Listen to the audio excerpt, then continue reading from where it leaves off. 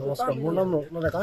মই বন্ধন গোটৰ পৰা পইচা লৈ গৰুকেইটা পুহি আজি 18 বছৰৰ পৰা মই গৰু কাৰবাৰখনে কৰি আছোঁ। গৰু বহুত নাৰাখোঁ, 2-3টা গৰু ৰাখিয়ে এনেকৈ কাৰবাৰখন কৰি ল'ৰা এটা ছোৱালী এটা এনেকৈ পোহপাল কৰি আছিলোঁ। এতিয়া আজি ৰাতিৰ ভিতৰত মোৰ 4টা গৰু আছে, 4টা গৰুৱে উঠাই নিলে। এতিয়া কিন্তু আৰু মোৰ গোহালিত গৰুৱে নাই, এটা গৰুও নাই।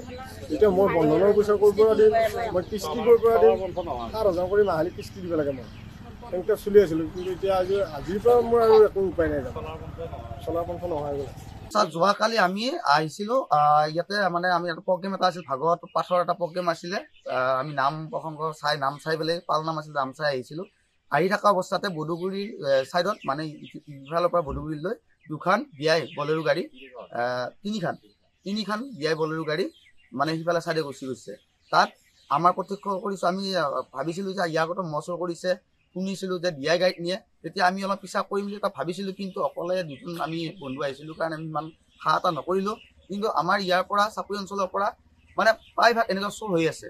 কি কাৰণত চোৰ হৈ আছে, আমি প্ৰশাসনক অনুৰোধ কৰিম যাতে এই প্ৰশাসনে উচিত শাস্তি দিয়ে। এই চোৰ যি চোৰে মুক্ত কৰে, আৰু চোৰক যাতে কঠোৰ শাস্তি দি তেওঁলোকৰ হাত ভৰি ভাঙি চুৰমাৰ কৰি দিয়ে, যাতে পংগু কৰি পেলায়। কাৰণ যিসকলৰ গৰু নিছে সেইসকলে সেই গৰুকেইটাৰ পৰা ইনকাম কৰি গাখীৰ বেছি যেনেকৈ নহওক তেওঁলোকে ঘৰখনৰ ল'ৰা ছোৱালীক পোহপালি আছিলে, শিক্ষাৰ কাৰণে তেওঁলোকে খৰচ দি আছিলে, তেওঁলোকৰ নিথৰুৱা কৰিছে।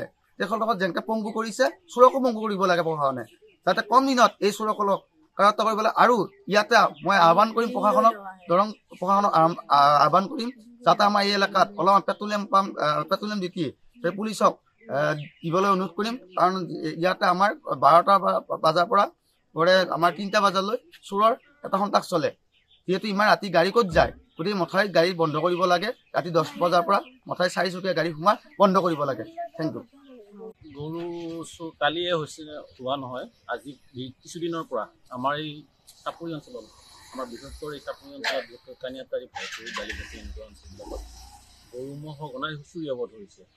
আজি যোৱা বৃহস্পতিবাৰৰ দিনা এঘৰ মানুহৰ 5টাকৈ ম'হ নিলে।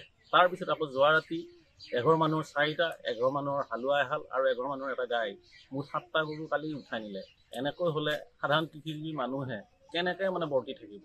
গতিকে এই চেনেলৰ জৰিয়তে মই প্ৰশাসনক অনুৰোধ জনাইছোঁ যাতে আমাৰ এই সাধাৰণ মানুহখিনিক বচাবৰ কাৰণে তেখেতসকলে ব্যৱস্থা গ্ৰহণ কৰে। আৰু দৰং জিলাৰ আৰক্ষী অধীক্ষক মহোদয়ক বিশেষভাৱে অনুৰোধ জনাইছোঁ আমাৰ এই অঞ্চলটিত যাতে তেওঁলোকে মানে পেট্ৰলিং মাৰি হ'লেও অলপ পহৰা দিয়াৰ ব্যৱস্থা কৰে। তেতিয়াহ'লে নিশ্চয় আমাৰ এই সাধাৰণ কৃষিজীৱী মানুহখিনি যি গৰু ম'হ পালন কৰি আছে, এই মানুহখিনি নিশ্চয় মানে সকাহ পাব। গতিকে তেখেতসকললৈ মই বিশেষভাৱে অনুৰোধ জনাইছোঁ। এই মথাউৰিটো হোৱাৰ কাৰণে কিবা অসুবিধা হৈছে নেকি? এই মথাউৰিটো হোৱাৰ কাৰণে যাতায়াতত যেনেকৈ ভাল হৈছে, গৰু ম'হ চোৰৰ কাৰণেও আটাইতকৈ মানে সুবিধাজনক হৈছে। এতিয়া চৰ অঞ্চলৰ পৰা যিমানবিলাক এইকেইটা দিনত গৰু ম'হ চোৰ হৈছে, আটাইবিলাক মালবাহী গাড়ীৰে ইয়াৰ পৰা বিলাক গাড়ী চাপৰি ফালে সোমাই এই গাড়ীখিনি নিয়ন্ত্ৰণ কৰিব পৰা ব্যৱস্থা এটা কৰিলে নিশ্চয় ভাল হ'ব।